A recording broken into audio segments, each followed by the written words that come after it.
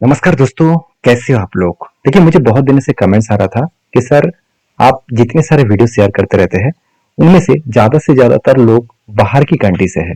जैसे पाकिस्तान से है, बांग्लादेश से है, यूएस से है, यूके से है, फिलीपीन से है। तो ऐसे कोई व्यक्ति दिखा दीजिए जो इंडिया से बिलोंग करते हैं और अच्छा खासा अर्निंग किया है इस ऑफिशियली fiverr.com प्लेटफॉर्म के माध्यम से, वो भी एक्सेल के ऊपर काम करके। तो चलो, आज उसी के ऊपर चर्चा करूंगा। उस व्यक्ति का नाम है प्रदीप कुमार। उन्होंने देखिए इंडिया से बिलोंग करते हैं और उन्होंने जो काम किया करीबन 353 ऑर्डर्स कंप्लीट किए। आप एक बात को समझिए, उसका मिनिमम चार्जेस है, बेसिक चार्जेस है 15,500 रुपीज और उसका स्टैंडर्ड चार्जेस है 20,000 के ऊपर और प्रीमियम चार्जेस है 31,000, मतलब करीबन 30,000 के ऊपर। तो इस तरीके से चार्जेस किस काम के लिए मिलते हैं? सिर्फ एक काम के लिए, वो है एक्सेल के ऊपर data cleaning, data merge, formatting, split, edit and others काम के लिए। ये सारे काम के लिए आपको इजीली आपको अच्छा खासा अर्निंग आपको मिल सकता है। इसके लिए आपको एक्सेल के ऊपर डीपली नॉलेज होना चाहिए, एक्सेल के ऊपर basic to advance level skill होना चाहिए। हाँ, मुझे बहुत सारे दोस्त ये भी कमेंट करते रहते हैं, सर अगर मैं कोई भी ऑफिशियली काम करना चाहूँ, मतलब ऑफिस में जाकर काम करना चाहूँ, कॉर्पोरेट में जाकर काम करना चाहूँ, तो उसके लिए क्या सीखना चाहिए? देखिए, मैं यही कहूंगा, मेरे इस 15 साल की इस फील्ड के एक्सपीरियंस के हिसाब से बता रहा हूँ। अगर आपको ऑफिस में जाकर काम करना है तो एक स्किल सीख लीजिए, वो है MS Excel. MS Excel data cleaning, data formatting and data analysis के ऊपर काम करने के लिए एक्सेल बहुत इंपॉर्टेंस है, क्योंकि मेरे बहुत सारे स्टूडेंट्स भी है जो डेटा क्लीनिंग के ऊपर काम कर रहे हैं, वो भी ऑफिस में जाकर। तो साथ ही साथ फ्रीलांसिंग भी कर रहा है। तो मैं इस फील्ड में 15 साल पढ़ा रहा हूँ। तो मेरा इस जितना एक्सपीरियंस है वो मैं आपके साथ शेयर करूंगा, मेरा जितना स्किल है वो आपको मैं करके दिखाऊंगा एक्सेल में। तो मेरे साथ जुड़े रहिए, चैनल को फॉलो करिए। और हाँ, एक चीजों की याद रखिएगा, क्योंकि सीखना है तो आपको डिटेल्स में जाना होगा। जैसे देखिए, इस व्यक्ति का टोटल फिगर आउट देखे तो एक काम के लिए वो कितना चार्जेस लेते हैं? एक काम के लिए वो 200 से $400 चार्जेस लेते हैं और वो भी कितने 7 दिनों के अंदर अंदर कंप्लीट करते हैं। तो आप कहेंगे सर, $200 से $400 होता है कितना? तो चलो एक बार मैं आपको कैलकुलेट भी करके दिखा देता हूँ। अगर मैं गूगल में जाऊँ और जस्ट लिखूं $400, तो कितना आ रहा है? 34,500 रुपीज अभी आज के दिन के रेट है। तो ये थोड़ा सा चेंजेस होता रहता है, तो अराउंड 30,000 के ऊपर।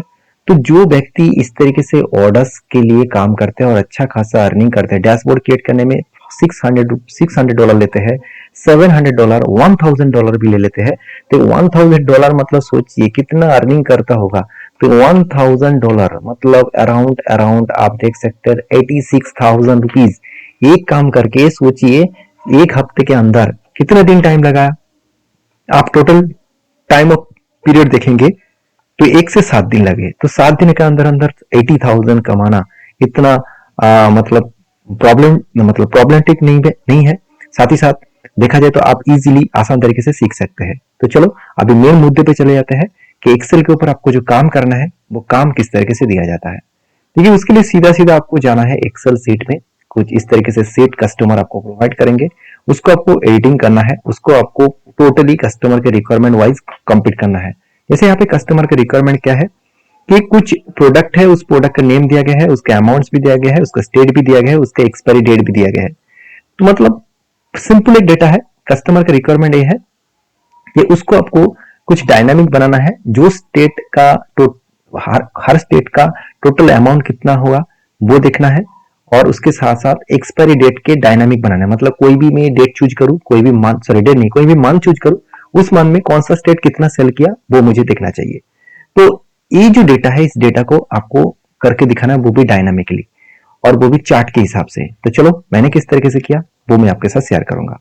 उससे पहले कहूंगा, आप अगर अभी तक चैनल को सब्सक्राइब नहीं किया तो फटाफट सब्सक्राइब कर लीजिए, दोस्तों के साथ भी शेयर करना अगर वीडियो अच्छा लगे तो सबसे पहले देखिए यहाँ पे जो डेटा है, इस डेटा के अंदर जो डेट्स दिया गया है, मतलब जो एक्सपायरी डेट दिया गया है प्रोडक्ट का, उस एक्सपायरी डेट में बहुत सारे प्रॉब्लम्स है। तो प्रॉब्लम्स क्या है? देखिए, कुछ डेट्स लेफ्ट साइड से लिखा गया है, कुछ डेट राइट साइड से है। तो जो डेट लेफ्ट साइड में है वो डेटा एक्चुअल गलत में है, क्योंकि वो डेटा डेट फॉर्मेट में नहीं है। जो राइट साइड में हो रहा है, मतलब यहाँ पे देख सकते हैं राइट साइड में है, यहाँ पे भी राइट साइड में है। तो इस तरीके से डेटा जो है वो डेटा बेसिकली एक्चुअल डेटा है, एक्चुअल डेट्स है। तो मुझे सबसे पहले इस डेट फॉर्मेट को चेंज करना है, क्योंकि जो डेट फॉर्मेट है वो टेक्स्ट में है, वो कोई डेट में नहीं है। क्योंकि आप खुद ही सिलेक्ट करके देखेंगे तो यहाँ पे क्या दिखेगा आपको? जनरल ऑप्शन दिखाएगा।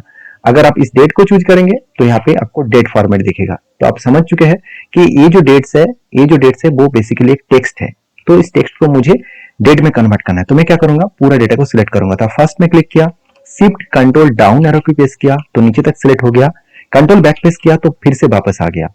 मुझे जाना है यहाँ पे डेटा टैब में, उसके बाद जाना है टेक्स्ट टू कॉलम ऑप्शन में। टेक्स्ट टू कॉलम में गया और जस्ट यहाँ पे नेक्स्ट ऑप्शन में क्लिक किया, ध्यान से चीजों को समझना। उसके बाद फिर से नेक्स्ट किया और देखिए यहाँ पे आपको जाना है डेट्स में। यहाँ पे आपको जाना है डेट्स में। डेट्स में जाने के बाद आपको यहाँ पे बहुत सारा ऑप्शन मिलेगा, आपको चूज करना है DMY। DMY का मतलब होता है डेट मंथ ईयर। तो आप जिस फॉर्मेट में रखना चाहते हैं उस फॉर्मेट में ले लिए। तो मैं डेट मंथ ईयर चूज कर लेता हूँ, उसके बाद जस्ट फिनिश कर देता हूँ। अभी देखिए पूरा के पूरा सारे डेट्स जो है वो डेट फॉर्मेट में कन्वर्ट हो चुके हैं। आप होम में जाकर किसी भी सेल के अंदर क्लिक करिए तो यहाँ पे आपको डेट फॉर्मेट दिखेगा। ये तो काम हो गया। अभी इस पूरा डेटा को मैं कंट्रोल करूंगा, पूरा डेटा सिलेक्ट हो जाएगा। कोई छोटा मोटा तो डेटा है नहीं, अराउंड 13,000 के आसपास इसका डेटा है। तो कंट्रोल करूंगा, सारे डेटा यहाँ पे सिलेक्ट हो जाएगा। उसके बाद आपको जाना है इंसर्ट में, उसके बाद जाना है पिवोट टेबल के अंदर। तो पिवोट टेबल के ऊपर क्लिक करना, उसके बाद जस्ट ओके कर देना तो एक नया सीट ओपन हो जाएगा। आपको करना क्या है, कस्टमर के रिक्वायरमेंट वाइज यहाँ पे डेटा को फिल्टर करना है। तो क्या करना है, कस्टमर क्या बताया कि मुझे स्टेट वाइज डेटा चाहिए, तो मैं स्टेट को रो पे रखा और अमाउंट चाहिए कौन सा स्टेट में कितना सेल हुआ, तो मैंने अमाउंट के यहाँ पे रख दिया। तो काम तो बन गया। अगर आप प्रोडक्ट देखना चाहते हैं तो प्रोडक्ट को भी रख सकते हैं, कौन सा स्टेट में कौन सा प्रोडक्ट बेचा गया वो भी रख सकते हैं।